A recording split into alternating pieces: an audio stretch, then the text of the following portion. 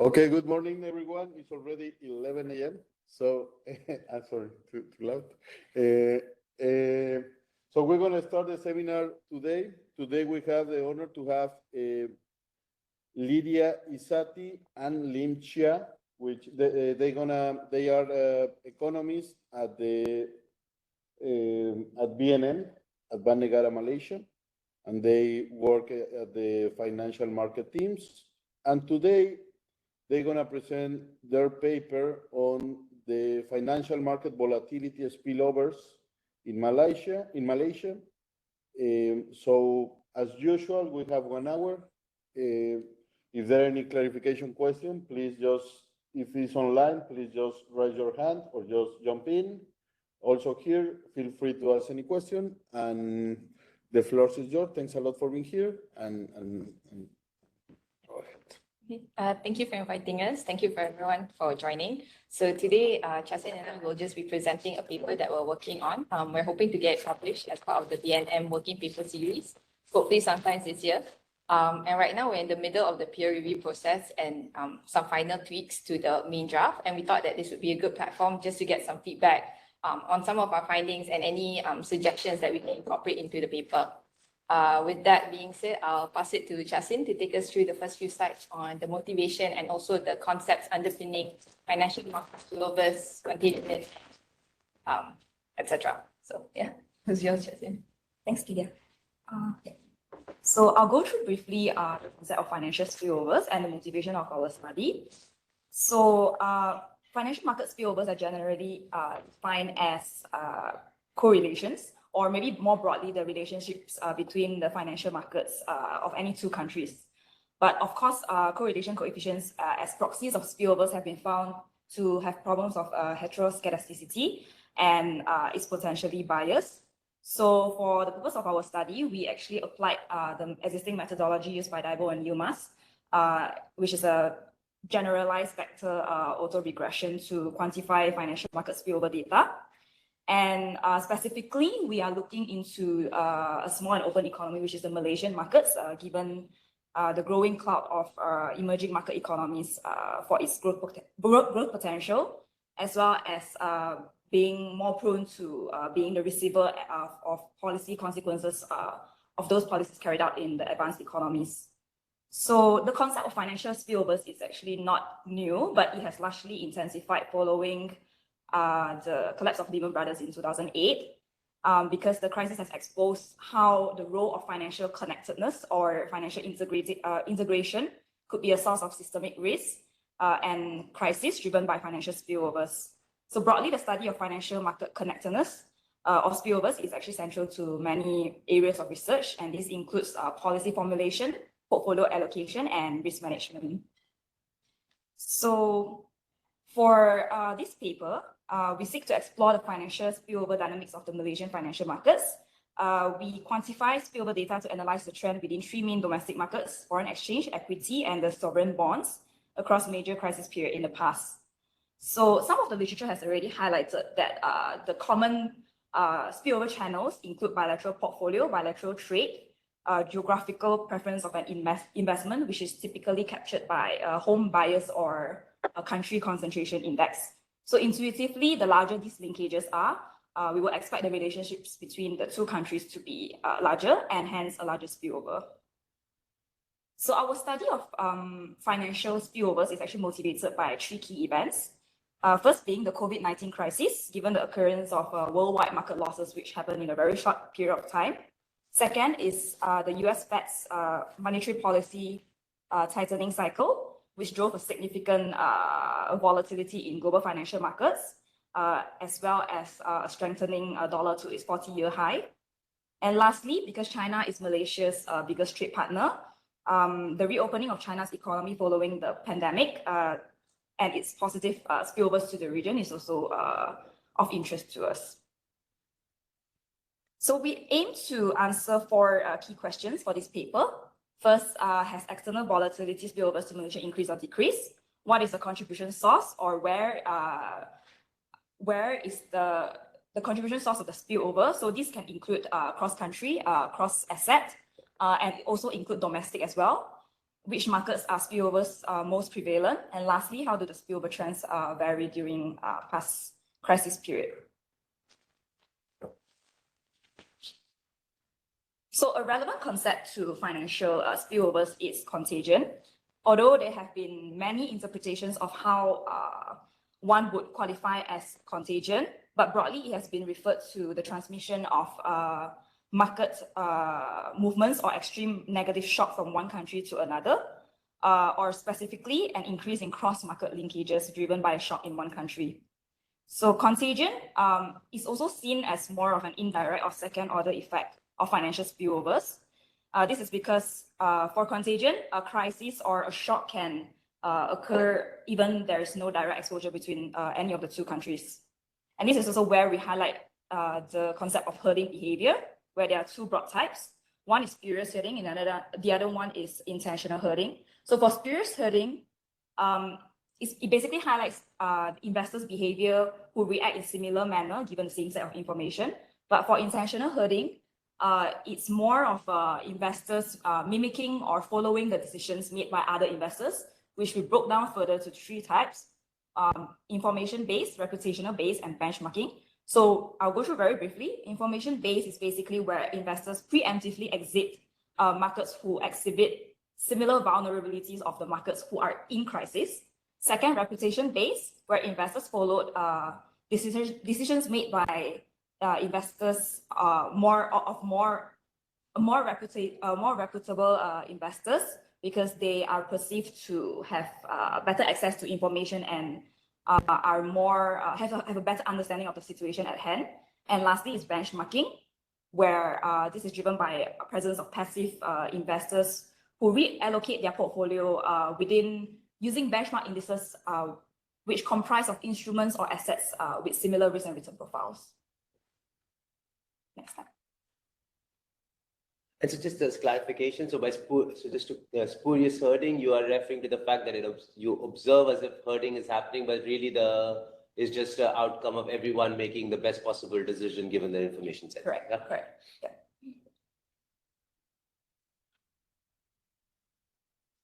So why do we highlight the concept of herding? Is because it can result in multiple negative feedback loops driven purely by worsening sentiment and deterioration in the risk-taking channel. So on the left-hand side, we illustrated the risk of contagion leading to a banking crisis using the most recent banking stress event in the US. And we can see how a single bank run can lead to other bank runs as sentiment among the depositors for that bank deteriorate. So given this, a volatility spillover index or financial connectedness, it aims to provide, it aims to meet three purposes of this study. So one is to provide early warning signals for contagion and crisis. Second, it reveals the spillover trends of across asset, country, within both external and domestically. And third, it captures both direct and indirect channels among economic agents. So I think just to elaborate further on this, so for the purpose of this study, we take the view of connectedness, which encompass direct and indirect exposures, which may both result in financial spillovers beyond what can be explained by fundamentals. And this is because many literature has also highlighted that it is difficult to strip out the effects of connectedness from those of contagion. So on the next part, I will pass the ball to Lydia. And just to make my clear for me, so the distinction now that you're drawing between a contagion and connectedness is contagion is purely driven by this kind of irrational decision making. Correct. So it can be, it may not be explained by fundamentals alone. Whereas connectedness is driven largely by the relationships between any of the two countries or markets, but contagion is one step further beyond that. Yeah. So we assume that there's always a relationship between these countries and these assets, but during periods of stress and people start behaving, to quote Keynes, like animal instinct behavior, right? They start behaving irrational, then these relationships might intensify, whether for the better or for the worse. We can't say for sure, but yeah. So that's the distinction we're trying to do. So it would be always an increasing function, then I should assume, in some sense, the relationships, the more I'm interconnected, is it always likely that contagion is going to be more, or there's no reason to assume such kind of a monotonicity in the relationship? It is assumed that the more related you are, the more likely you are to get contagion. Yeah. But there's a few factors explaining that, not just the connectedness itself. So on the next part, Lydia will bring us through the construction of data, methodology, and the results. Yep. So I'll just be taking us briefly through the methodology. It's not really anything new. We just adopted the methodology used by Debord and Yilmaz, as mentioned by Chia just now. And to do that, we first begin by estimating the daily volatility using the differences between the daily highs and lows for certain benchmark indicators. In terms of coverage, country coverage for this study, we looked at 8 of Malaysia's main trading partners, specifically China, Indonesia, South Korea, Philippines, Thailand, US, UK, and EU. And these indicators also include assets such as the bilateral currency pairs against the dollar, their benchmark equity indices, and the 10-year sovereign bond yields.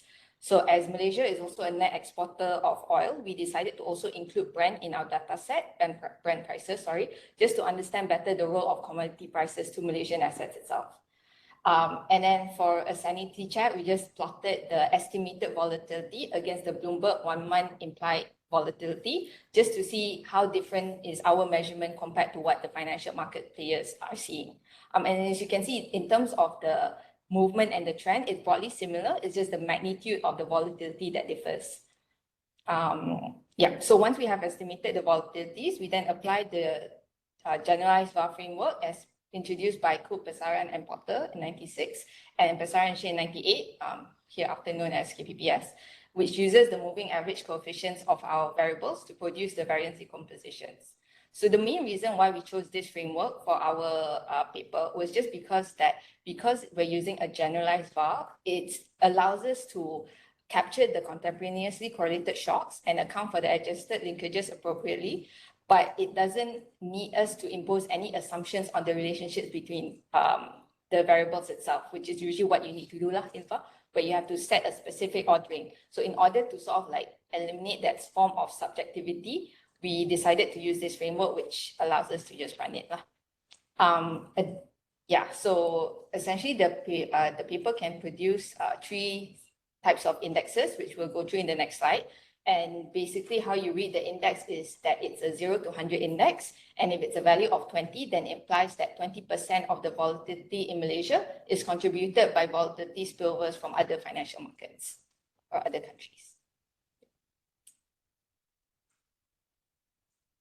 So like I mentioned, there are 3 main things that we compute for our study. You have the directional spillovers, which is just the spillover from market A to market B. The net spillovers, which is the difference of spillovers from A to B and spillovers from B to A. And then there's also the third one, which is total spillovers. And this is just the contribution of spillovers of volatility shocks across all asset classes and markets to the total forecast area variance. If there are no questions, then I'll move on to our findings then. So no, I do have some questions because I'm sorry, I'm not in this literature at all. So I was just trying to understand. So do you want to tell me, give me some conceptual intuition about, like what determines the magnitude? Is it just purely a function of the extent of interconnectedness? You could imagine, these are endogenous, countries build systems that in the face of interconnectedness, I make checks and balances in my system, whenever there are negative shocks, for instance, so that I can dampen the responses when and so required. So how are we going to account for all of these features in the system is what I'm kind of unclear right now. I mean, when we assume that when the systems make adjustments that can result in structural shifts in volatility, for example, this should be accounted by the fact that your trade and financial linkages will also change. So the degree of how much your trade and financial linkages change, that will affect the degree of interconnectedness you are. So we assume that it's, like you said, like endogenously incorporated straight away. So we don't want any special add-ons or tests to account for it. I mean, you could probably account for a dummy. So for example, maybe if you have CFMs, for example, you can have a dummy for CFMs and see how that affects the results. But that's something that we didn't personally try yet, but we could look into it. Yeah, because in some sense, let me put it in another way as a thought experiment, right? So think about two countries, right? They're exactly similarly interconnected to the United States in terms of, the kind of trade they do and how they are vested in the financial markets. Yeah. But one country has an extremely independent, robust central bank that works, right? Institutionally, they are in a better place than country B, right? So when you think about all these kinds of spillovers, positive or negative, they're likely to kind of be dependent upon the institutional environment we are thinking about. But this model doesn't capture it at all. So it's kind of a mechanical kind of a magnitude in some sense, And is that then from a policy perspective, what does Malaysia learn then? I guess for us, the reason we did this is purely to first understand what exactly are the type of spillovers we get and to see like how it's, because right now we do know from our trade and financial exposures, but we can't quite quantify how exactly it affects our financial markets. So this provides us a first step in that direction. In terms of how does it affect our policy decisions, that's where I said like just now, the CFMs, the FXIs, it allows us to understand like when there's a shock, how much do we expect volatility to potentially move? And is there a need for us to smooth out that volatility from that, depending on whether that affects the price stability and the growth stability mandates? In terms of for a larger scale, again, going back to like the policy toolkit, right now, if you wanted to use CFMs, how would that affect us? Do we want the volatility from other countries? Because you can argue both ways that sometimes you want volatility in order to attract the inflows, but sometimes you don't want the volatility because it becomes destabilizing for like expectations and whatnot. So it does it moves us in that direction, but obviously this doesn't answer everything. Yeah, but again, maybe I'll rephrase my question and maybe I'm on a completely wrong track, but just the last time to understand this. So let's say, just picking on your words you used, you said, assume there is a shock, and then what kind of implications does this have, right? And I was saying, how are we ever going to back out this implication from the data is what I'm trying to understand. So let me give you another very naive example. Suppose, two countries build schools, right? And, I see in one, they build exactly the same number of schools, but in region A, educational attainment went up by 5 years, and in another region, it only went up by 1 year. The inputs were identical, right? I can say the differences lay because, in region B, there was a pent-up demand for schooling, so the endogenous responses to the school construction program were extremely different. However, if I had drawn data only from region A, I would have concluded very wrongly about what the school program would do in region B. And similarly, coming back to your setting, how do I work out how much a shock transmits in terms of, is it just, you see what I'm trying to say? Or because I can understand you can have a measure of how exposed I am, right? That could be constructed in a more objectified manner by having some kind of set of assumptions, you say, right? But how this exposure actually has implications for me is how are we going to back that out is what I'm still unable to see. I see. Yeah, I guess this tool doesn't really answer that, but I suppose it should be supplemented by other analysis, especially like on-the-ground analysis, other surveillance that we do in the bank as well, and other parts of the bank working towards it. But yeah, I guess this paper and this tool itself is just a step of at least telling us what is the exposure in your words. Okay. How it implicates Malaysia in general. You can hypothesize based on what you find from here, assuming that these results are like, as kosher as it can be without adding in all the structural factors, as you mentioned just now, that may dampen or amplify the spillovers itself. But again, it's a starting point, and anything further than that, you would need other stuff. Okay. Maybe I think this is a purely empirical exercise, right? So what Lydia is estimating here is in your words, right? In your example just now, the net exposure of country A and B to B or vice versa, given the structures of country A and country B. But they're not diving then into how this exposure can be broken down into how much of it can be attributed to institutions, how much of it can be attributed to resources. It's just given those structures, what is the exposure and how do we act on that? Yeah, no. So maybe I'd ask you. So thanks so much for the class. So how exactly is right now? Can you tell me precisely how is exposure measured then? Because so basically it's like you have Malaysia ringgit volatility, it's like 4%. And then the tool basically tells you out of that 4%, 1% is because there's volatility in China yuan. But there's already a decomposition exercise, Yeah, so right? it's this- But how is that? How are we decomposing these parts? Is what I'm trying to understand. So let's say one, you have to create first. What is my exposure? And then what are the components contributing to this exposure? And I'm just trying to understand. So A and B. So how do you define exactly how is exposure defined in your context? So it's the volatility of the financial market asset itself. So that is Okay. what we're The aggregate volatility in Malaysia. in Malaysia. Okay. Aggregate, and then in each of our 8 countries that we're looking at is the volatility of all 8 countries for all 3 asset classes. So we look at FX, equity, and bonds. So that is the exposure that we're looking at. And how the correlated correlate. movements are between these two classes. Yes. And then we decompose Malaysia based on that the correlation or the adjusted correlation and just associated Okay. relationship. Okay. I see that there is also, I think there is a hand raised in the online. So any question there? Yeah, I have a question. The question is, the previous slide says this is invariant to ordering. So I presume the VAR model is estimated in the reduced form. So Yes. what is the identification criteria? Because if you do not have a ordering, like how do you identify the structural shocks? So because we're using a generalized VAR, it allows us to compute the IRFs as a generalized IRF. So because of that, you don't really need ordering because it assumes that it minimizes the potential shock. So using it still allows you to get the long-term relationship between components, but you don't need to specify in what order itself, which is why we chose this framework in the first place. So you could use a normal VAR, you could use like the literature, they use like VAR, BKK, or like time variant VARs and stuff. But we thought that because we wanted that sort of like objectivity and like so I said, it's an empirical exercise, kan? So then we decided to use the generalized in order to do that. Does that answer your question? So there is no identification requirement because if you see in the structural VAR, all the endogenous variables in the system in the right-hand side and the left-hand side, both in the same time. So that is why you convert into reduced form so that on the right-hand side, you only have the lagged variables. Now, if you have to do that transformation, you will have to make some identification restrictions.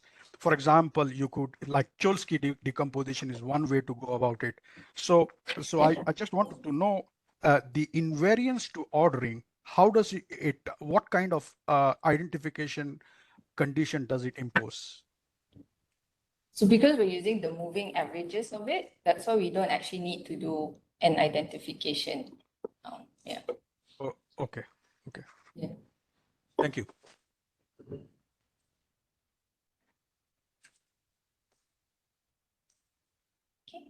If that's all, then I'll go back to the findings actually. So before we go, so using the indexes, we apply it to several case studies. So first we decided to provide an overview of the index results in general. And we first look at both cross market and cross asset volatility spillovers in Malaysia. So the chart on the left-hand side shows the total spillovers from a foreign country's FX, equity, and bond markets to the respective Malaysian markets. So looking at the results, it's clear that Malaysia generally receives most of its spillovers from regional peers compared to spillovers from advanced economies. And this finding is actually quite consistent with the literature as well. For example, Chow and Tan in 2017 found that Malaysia, unlike other East Asian stock indices, they experience larger spillovers from Japan and China stock indices compared to spillovers from the US stock markets back during the AFC period. And a few others also, who also found similarly that Malaysia, for some reason, generally get more volatility and more spillovers from our regional peers. And that could be explained by the fact that most of our trade partners, aside from the US, is also mostly with the regional peers. On the right-hand side, we see that the cross-market volatility spillovers varied across market. Not surprisingly, the domestic FX market, the ringgit, was the most sensitive to external factors, with volatility being driven by external factors 51% of the time. In contrast, the volatility of the 10-year MGS, the Malaysian government securities, our benchmark bond yield, was only externally driven 22% of the time. And this can be attributed by the fact that holdings of our domestic bond remains largely held by domestic investors and also by long-term stable non-resident investors. And such, you wouldn't get that much exposure with foreign markets, and also you have less exposures from foreign investors. As such, the presence of the home buyers, especially during crisis, as well as the lower likelihood of capital outflows, partially insulates the Malaysian bond market from severe external shocks. Okay. And then, so like I said, we did a few case studies. So the first one we looked at was GFC. We observed that spillovers had transmitted mainly through the FX markets, especially at the onset of the crisis. So as you can see, there was an increase in the spillover index for the dark blue line, the FX line, whereas the indexes of the other markets, the red and the gray one, remain relatively stable in the beginning. So despite the fact that the shocks were originating from a different country, in this case, the US, there was still quite a considerable impact to the volatility in Malaysia's own financial markets. And we believe that this can be explained by two things. So firstly, it could be because EME currencies generally are more susceptible to spillovers, especially from the US dollar, due to the fact that the US is a safe haven. So because of the safe haven properties of the US dollar and dollar denominated assets, then during periods of high stress or uncertainty, there's a natural increase in demand for the US dollar, which then results in a broad-based depreciation of most currencies. And because of that, you would expect spillovers to be more prevalent in the FX markets, given that that's where a lot of the trading happens. Second reason is that asset prices are usually largely denominated in the local currency. Especially now from Malaysia, for example, our benchmark bonds are all in ringgit mostly.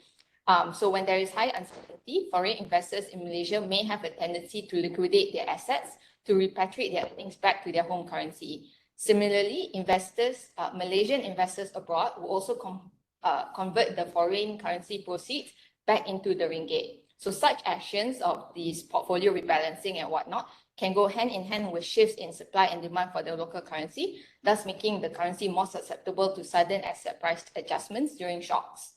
And so because of that, we don't find this too surprising, the results. Yep. So the next case study we looked at was the renminbi devaluation episode in 2014 to 15. So given the significant cross-border trade and financial linkages between China and Malaysia, we thought it'd be interesting to look specifically at the dollar CNY and dollar ringgit volatility spillovers. And we chose the 2015 period. As you can see on the side, the contribution of the dollar CNY volatility to dollar ringgit volatility had spiked during the episode, which occurred in August 2015, suggesting that the degree of dependency on flows between countries also do play a part in determining the extent of spillovers that you receive from each other. So because there are strong flow relationships between the two countries, then when there's a shock, like in this case, a sudden depreciation of the dollar, of the CNY, of the renminbi in China, this resulted in spillovers in the ringgit itself. However, we also highlight in our study that since 2015, the volatile spillovers from China has largely declined, excluding the recent COVID period. We hypothesized that this could be due to two factors, and this is somewhat linking to the structural factors that you mentioned just now. So the first one is that the frequency of shocks emanating from other countries have increased over time. So for example, shocks from the US, shocks from Indonesia or Thailand, for example, have increased. And so because of that, the proportion of China's to our spillovers have slightly decreased. So that could be partially explaining it. It's not saying we don't receive spillovers as much, but relative to other countries where it's it's a smaller proportion of our volatility. The second one is the fact that we attribute it to possibly FX reform measures in China and Malaysia, which have resulted in that structurally lower levels of volatility in general for both countries. So measures undertaken by the PBOC, such as alterations to the CNY fixing mechanism and the introduction of the 20% reserve requirement ratio, has helped them to better regulate and reduce speculative activity, as well as to deepen and develop their offshore markets.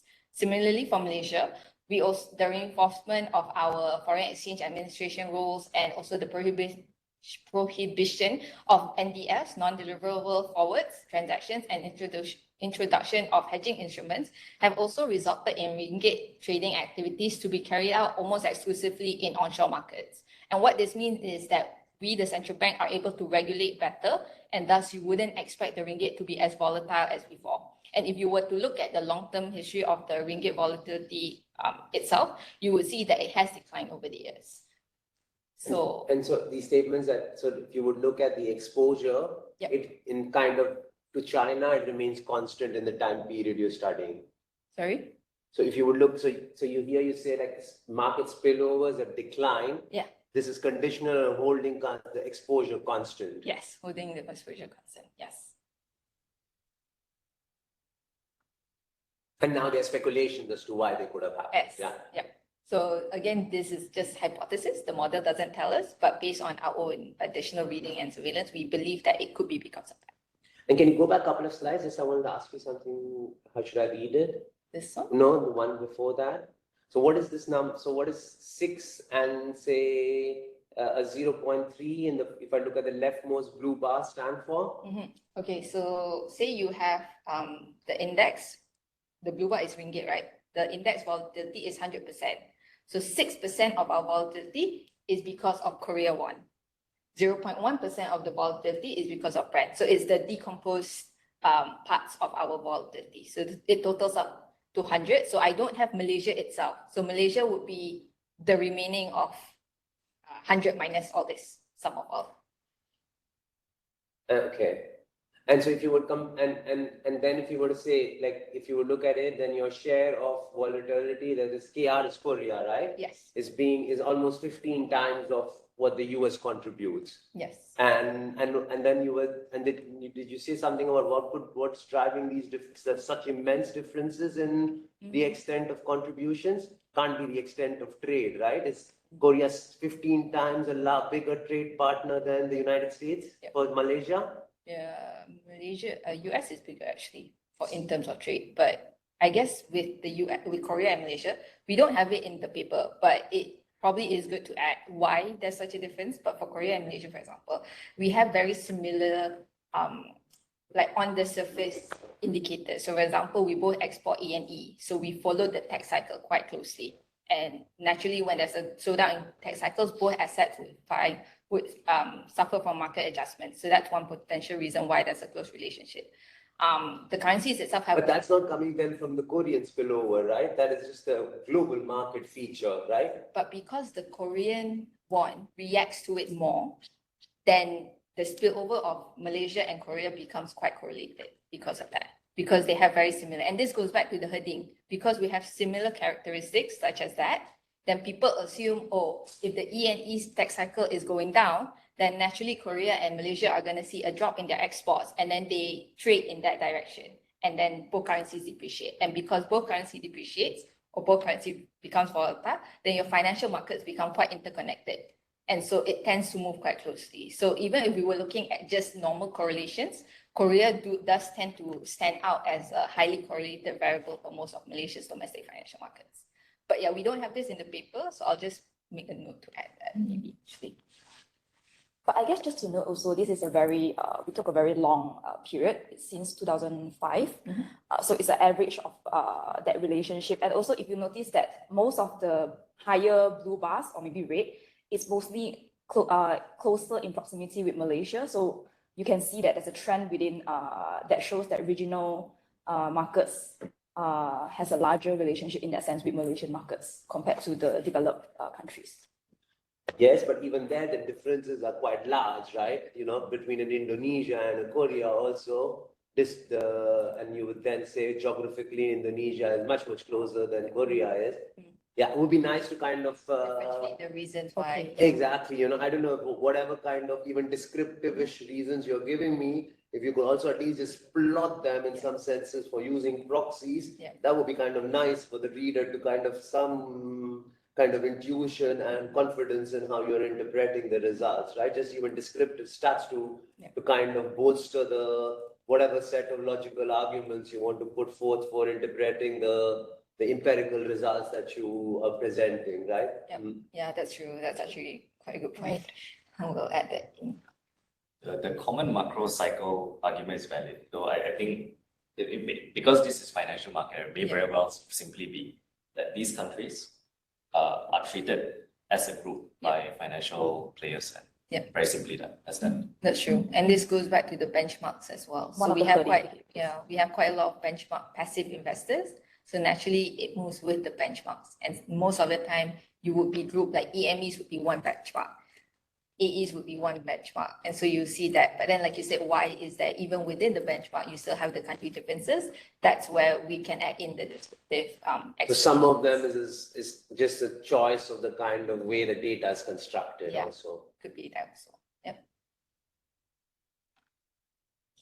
I will move on. COVID, yes. So the third study we looked at was COVID. Because you can't avoid talking about COVID now when you're talking about crises.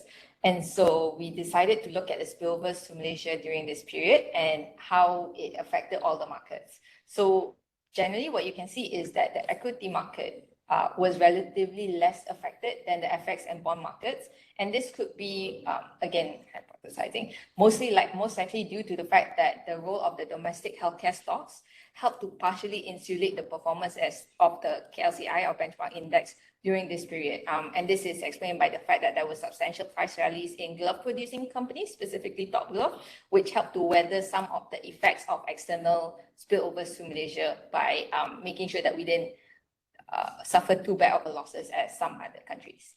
This also implies that domestic factors and resilience do act as a buffers to external shocks, supporting the notion that even in the event of contagion, although at first you might have everyone reacting in the same way, eventually your country conditions and your country characteristics will result in differing degrees of spillovers and play a role in dampening any adverse impacts to the local financial markets. So over time, as we can see also, as lockdowns were gradually phased out by global economies, these spillovers from external markets also declined. However, it did rise back again once central banks begin to communicate and take plans to normalize their monetary policy in order to address the inflationary pressures driven by the supply side disruptions during the pandemic, and also to some extent the consumption boost you got during the reopenings. So in fact, the contribution of external spillovers to Malaysian financial markets increased starting from June 2021, which coincided with the period where market expectations for the Fed to start pivoting away from its easy MP monetary policy stance to a more tighter stance grew significantly. So notably, there was also a spike in the spillover itself within the domestic FX market months before the tapering of its bond purchasing program, because although it only started in November, markets were already pricing it ahead of time.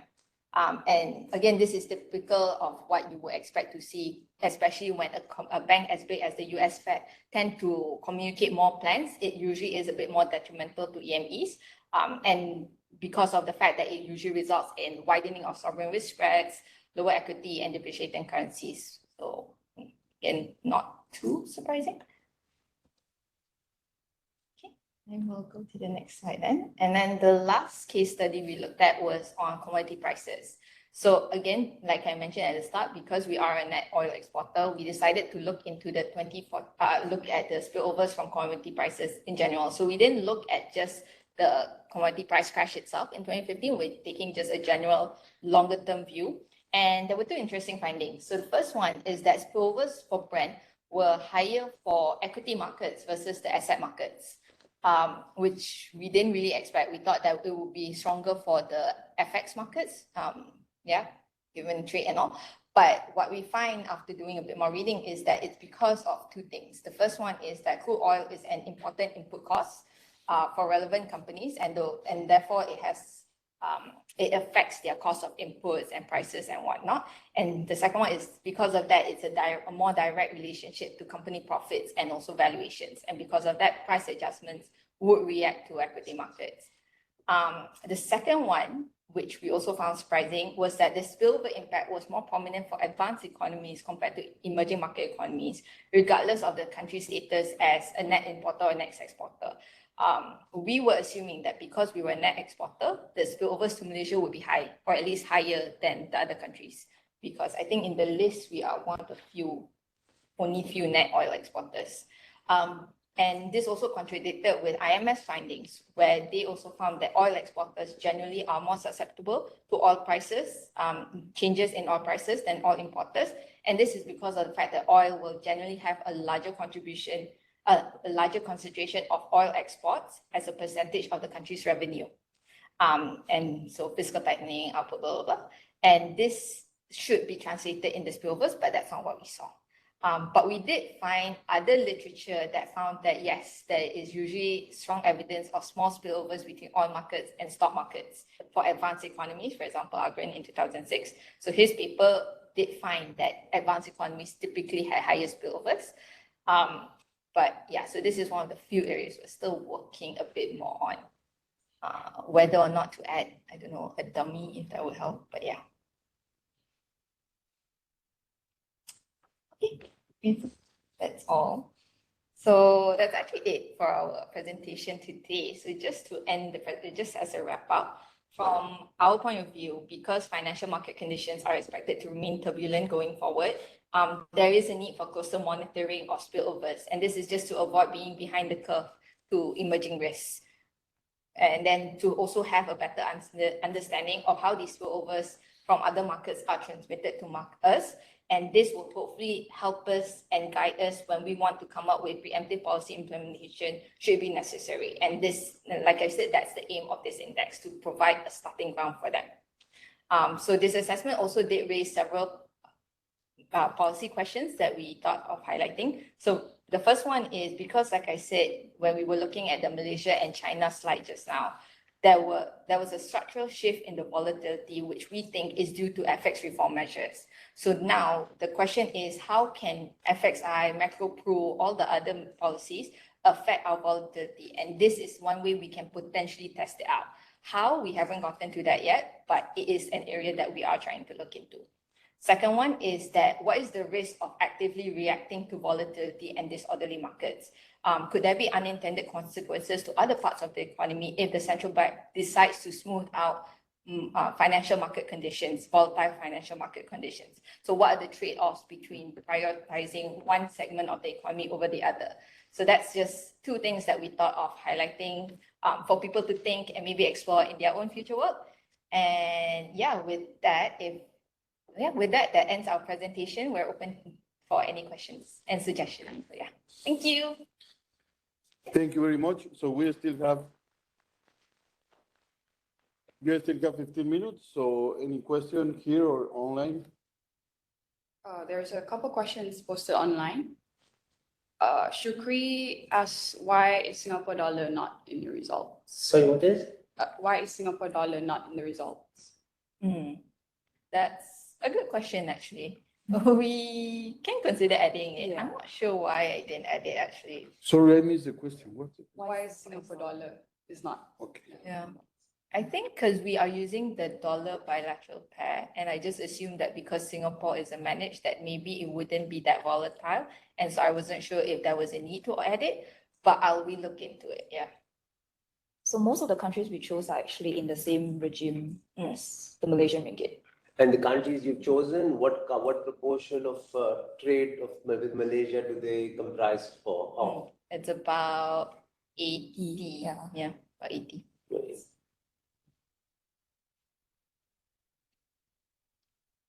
there another question? There's a question from Hani. It says if you have any further insights on the spillover impacts from Philippines to Malaysia via KLCI. Sorry, what? Do they have any further insights on the spillover impacts from Philippines to Malaysia via the KLCI? Not really. I guess because we were focusing on those specific crisis periods, we didn't really look at how the other spillovers were behaving. But yeah, we'll try to take into account, see if there's anything interesting. I didn't actually notice the spillovers with Philippines and KLCI. And as a curiosity, of course, I mean, I can understand that, you're looking at the side of the picture where, volatility and interconnectedness has all these kind of negative implications. Is there a literature which also looks at what are the benefits of these kinds of interconnectedness and how that could transmit and benefit economies? Yeah, I mean, I guess the thing that comes up to me first is the fact that it can attract inflows, portfolio flows. Obviously, if you have currencies that actually move and allows for arbitrage, then you will get the inflows because there's a reason to benefit for both sides. Investors can benefit and we also benefit because we get the inflows and naturally the country can develop. That's the first and I think the only thing that I can think of. Yeah. So just to highlight, actually, so I think it's mentioned on the slide, the last point, so volatility can work both ways. So it's not necessarily just focusing on the adverse volatility spillover to the Malaysian markets, but we just want to know the magnitude and the exposure of that size, regardless whether it's a good volatility or the bad volatility. Yeah. Oh yeah, I think. And I have a related question, I was reading the other day a paper, like basically what it says is that especially in countries that are commodity exporters, like having developed financial markets is very important to let the market to reduce this volatility by itself, not necessarily by intervention of the central bank. So in that sense, I mean, it's not exactly related with the paper, but do you have an idea of how developed is the Malaysian financial markets and what will be like the next steps to try to have even a more developed financial market that can deal with these volatilities? I mean, in terms of like developed in terms of market depth, for example, we're quite in the middle of the pack when we look at regional countries like Korea, Indonesia, all that. So we're quite in the middle. Is there room for improvements? Of course, but I don't know if I can say what improvements should be taken. But yeah, there definitely is room for that. Okay. And we are looking into the role of commodity prices into our financial market. So that is something we're working on, and maybe we'll have a brown bag for that. But yeah. Okay, great. But for now, not yet. And in terms, for example, of foreign exchange interventions, like right now, is there any rule that take into account like movements in other financial markets or these spillovers to decide? I mean, like a systematic rule to decide whether it's convenient to intervene or not? I guess for us, we don't really have a very like prescriptive policy step like framework or anything. We do look at the situation and determine whether there is a need to intervene based on the conditions at that time. While we have certain things that we look into in order to determine whether there's a need for preemptive policy adjustment and part of volatility, it's not a rule per se. Okay. Any other question? We still have 13 minutes. So I think this is very rich work in constructing the series, and I think you've done a little review on describing what's useful for. I think perhaps one way to complete the package is your measure is a different one from what markets would use, right? So then the properties of that spillover in terms of what does say a shock increase in spillover of all this spillover in a particular asset class from a particular type of set of country. What's the implication on growth, inflation, for instance? So that's one way. Another one is that when you were showing the case studies, you may want to it might be possible to implement like an actual event study to see how volatility spillovers respond to different types of shocks over very short windows, right? Or if you think of it as, say, you have a look at COVID shock, for instance, right? There are multiple things that are happening alongside. GDP is changing, inflation is changing, different types of countries are being affected. So net of those concurrent changes, what's the actual response of all these spillovers to that particular event or that specific type of shocks as well? Yeah, I think the third one also, third suggestion is, I think everyone here has sort of mentioned it. What determines spillovers? Why is it that Korea spillover contribution to Korea is much higher than Indonesia? Is it because of trade exposure, financial market exposure, and whatnot? Maybe there's a more systematic way to dissect that. Yeah. Thank you.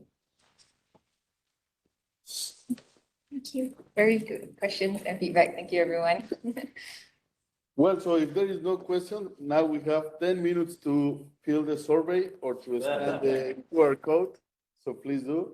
And And well, thanks a lot for very interesting presentation, and thanks a lot everyone to attend. And there is a seminar next week, so see you all. You're super popular. There's a lot of people. Thanks a lot. Yeah.